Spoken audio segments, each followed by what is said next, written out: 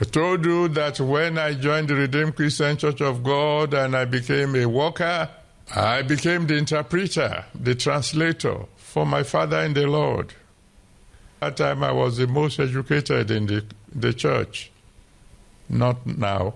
And there were many other interpreters, many people who could translate from Yoruba to English and vice versa. And because the people, all the pastors realized that the old man had chosen me to be his interpreter, they left me alone to him. Whenever any other pastor wanted to preach, they would take another interpreter.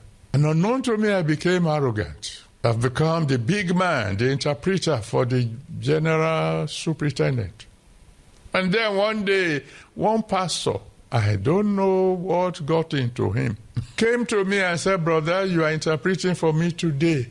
I was furious.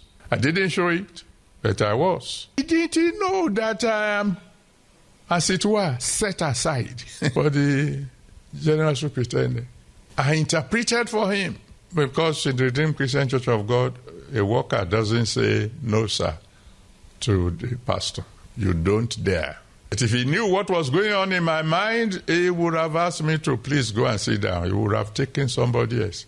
We finished the sermon, and I was on my way to my car when God spoke to me and said, "Son, so you are now too big to interpret for my servant." And from that moment onward, the heaven closed. One of the blessings I've enjoyed as a young Christian was the ability to hear from God. Oh, I will be going to church on Sunday morning. Before I got to church, God would tell me who will be the preacher, what he will be preaching on, the Bible passages he will use. I knew the sermon before I got to church. That was my relationship with him. But after that day, God kept quiet. I'm telling you, it wasn't long before the devil realized that I wasn't hearing from God anymore, and he tortured me. I prayed, I fasted, I cried to God, and God was silent. Until one day I said in desperation, "Father, begin to speak to me again. And if I am going to offend you again tomorrow, take me away today." God knew then that he got me. God knew that I was willing to do to myself what they did to Achan. And he began to speak to me from then. And he's still speaking today.